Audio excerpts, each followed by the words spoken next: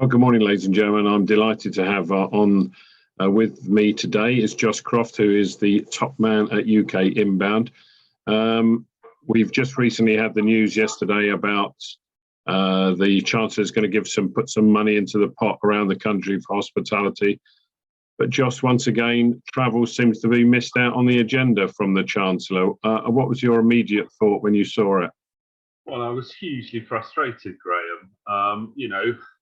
Here we are again, similar position to last year. We're seeing government support targeted towards those who have a consumer-facing front, those who are involved in leisure and hospitality. And I think it's frustrating on a couple of levels. The first of which is, goodness knows, that leisure and hospitality do need the support. I mean, let's state that first off. And I'm really pleased for them that they have been able to secure some support. Of course, it's not a huge amount. If you are a big hotel, £6,000, a big pub, a big restaurant, £6,000 isn't going to really touch the sides.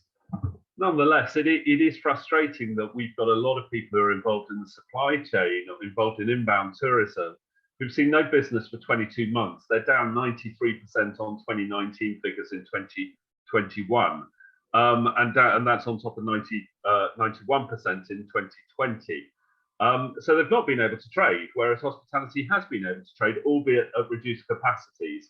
And it is striking that it's only those who have the consumer-facing front, because it's my members, the tour operators, who are acting as those intermediaries, who are bringing those people into the country, the coach operators who are moving those people around. But if you don't have a consumer-facing front, then you don't get access to these leisure and hospitality grants.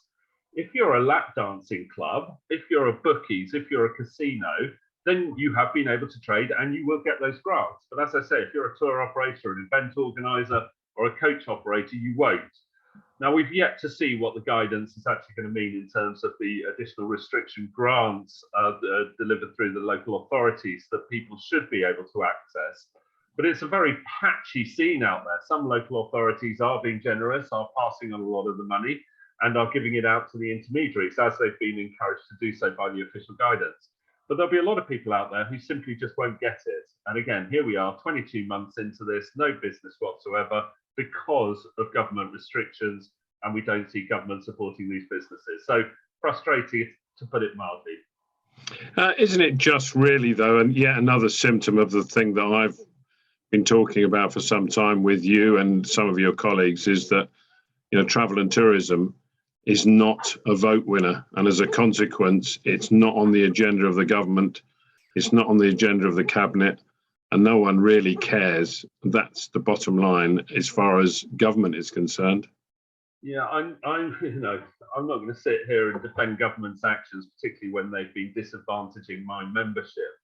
I think there are levels of understanding of tourism in government, and the tourism minister himself, I don't doubt that he does understand it, and I'm sure he's fighting our case. But the power doesn't lie within DCMS. The power lies in the Cabinet Office, the Treasury, and Number 10.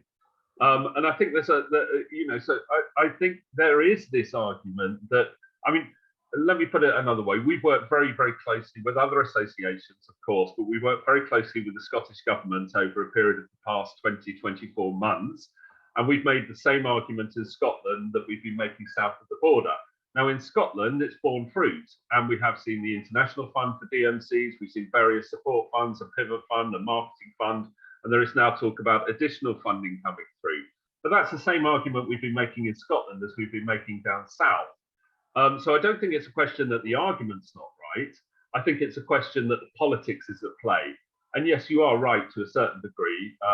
Travel has always seen as a bit of a bête noire, even though we know that actual transmission through travel is less than 1%.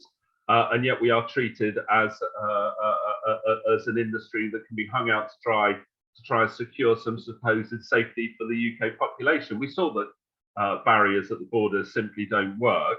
And those restrictions have got to go, because my general feeling on this, Graham, is that we have to be able to trade.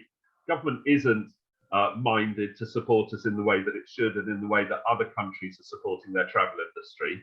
So we've got to be able to trade our way out of this. So that means that on the 5th of January, when the next announcement comes about restrictions, we've got to see some of the restrictions that we've got in place that no one else has in place, that's killing our industry. We've got to see those removed. At the same time, having been through those 22 months with no trade because of those government restrictions, I think government needs to have a long, hard look, listen to the data that's being provided by the industry, and understanding that, you know, putting money into the travel industry is an investment to deliver that £28.4 billion, the fifth largest export sector. So I think government needs to have another look, you know, and as I say, you know, if the argument's right in France, in Germany, in Ireland, that the industry should be supported, if it's right in Scotland that it should be supported, then why on earth isn't it right for English operators, English businesses to be receiving the same type of support? It is amazing. I mean, I think we have to repeat on this, that this interview has been taken in 2021 and not 2020, because we're going through some of the other things that we would have been discussing this time last year. Let's move on a little bit. We obviously know that currently there's going to be no movement in terms of financial support to the travel industry from the Exchequer. But there has been some movement of late from Visit Britain, who are Britain's marketing arm, particularly for overseas tourism. They have put out what appeared initially to me to be a rather small amount of money as grants. What was your reaction when you saw the amount of money they were giving and you know the conditions under which you might be able to obtain that? Sure. Well, I mean, I think you know, taking the positives, you know, this is the first engagement that we've really had from Visit Britain as the travel industry for really since the beginning of the pandemic. So that has to be welcomed, this engagement with Visit Britain. They are putting resources behind it. I'll come on to the money in a second. But I think it's that engagement piece that people have been looking for. People have been looking for, you know, leadership from Visit Britain, some empathetic words from Visit Britain, some understanding of the plight of the industry from Visit Britain. And I think we are starting to see that. It has been stated that this is very much a pilot to see whether it can be made to work. And I know Visit Britain is looking at its own strategy at the moment and trying to understand better how it can engage and deliver on behalf for the travel trade. So I see all of those as positives. But the figure itself, in terms of £300,000, is very, very, very small. And these aren't grants. This is a marketing grant, so it doesn't necessarily cover the costs of the operators. But nonetheless, it is a positive first step. But it's only that. It's a small step, but it is a positive first step that we've seen the engagement from Visit Britain, and maybe that within that there's the recognition of the plight of the industry. But we'd want to be seeing this. You know, we want to see how can the travel industry work closer with Visit Britain to ensure that the campaigns that are rolled out by Visit Britain, whether those are B2C or B2B campaigns, work harmoniously across the piece so that 2 + 2 is equaling 5 rather than 4 necessarily. See what I mean? And in terms of working closer with the Visit Britain, I know we had a debate at your conference where the general feeling was that that cooperation wasn't quite what everybody would have wanted. Has that cooperation improved? Do you feel more confident about going forward? Yeah, certainly. I mean, the proof of the pudding will be in the eating in terms of how does this translate into next financial year for Visit Britain and the support and the engagement that we get. But I think it was very much thanks to the sessions that we had at our convention, following meetings with Visit Britain, with the chief executives and the directors of Visit Britain, that has brought about this increased engagement. So that has to be a good thing.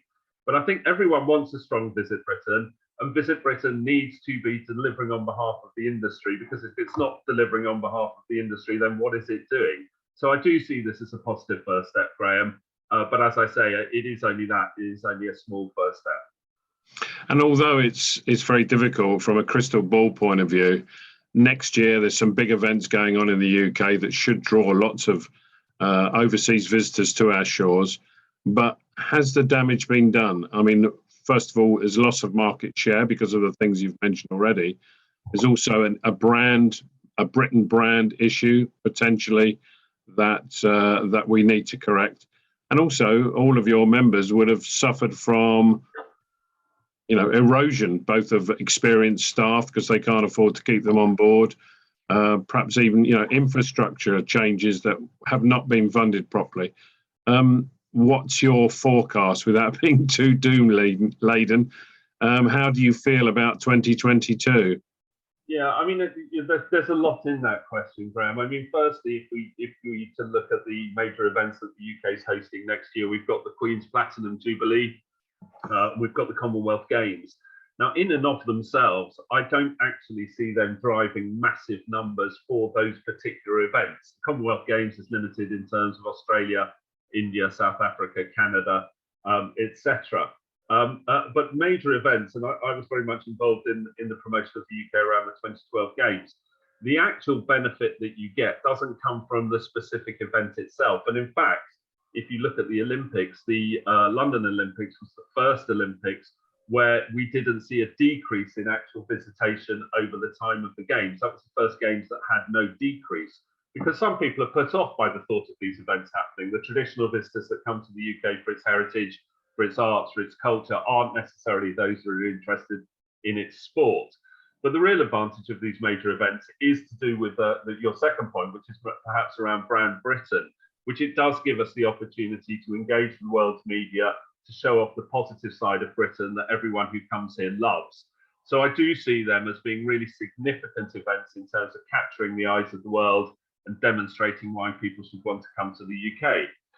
In terms of recovery, a lot of businesses are heavily indebted.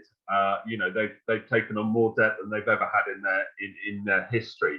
So I think it's going to be tough for them working their way through this year. Particularly the first 6 months of the year, when businesses aren't necessarily going to be getting the revenue in from when passengers travel, which is likely to be Q2, Q3 of next year. So I think a lot of businesses are going to have a hard time holding on. But if they can hold on, I think the prospects look reasonably positive for next year. If we can get this announcement on the 5th of January that the day 2 PCR test, for example, will be removed, then I think that signals to customers that they are safe to come to the UK, they'll be welcome to come to the UK, and we should then have a reasonably good summer. Now, my members are predicting about 50% recovery from 2019 figures for this year, slightly above 50%. But that would be a good achievement. That would get cash into their banks, that would help out on their balance sheets and allow them to look forward to potentially a better 2023, when I think we will start to see greater levels of recovery, probably back up to the 70s or 80% of 2019 figures. But we need that 5th of January statement, and so that customers overseas know that they will be able to travel here without the restrictions, without the hassle, without the cost, without the risk that they're currently facing, which is putting off their travel. Well, we can only hope that happens on the 5th of January. As I said, I think that we've had this discussion so many times over the past 18 months, and it's very disappointing that we're still here now from all sorts of point of view, the health point of view, but also obviously in this case, the business aspect.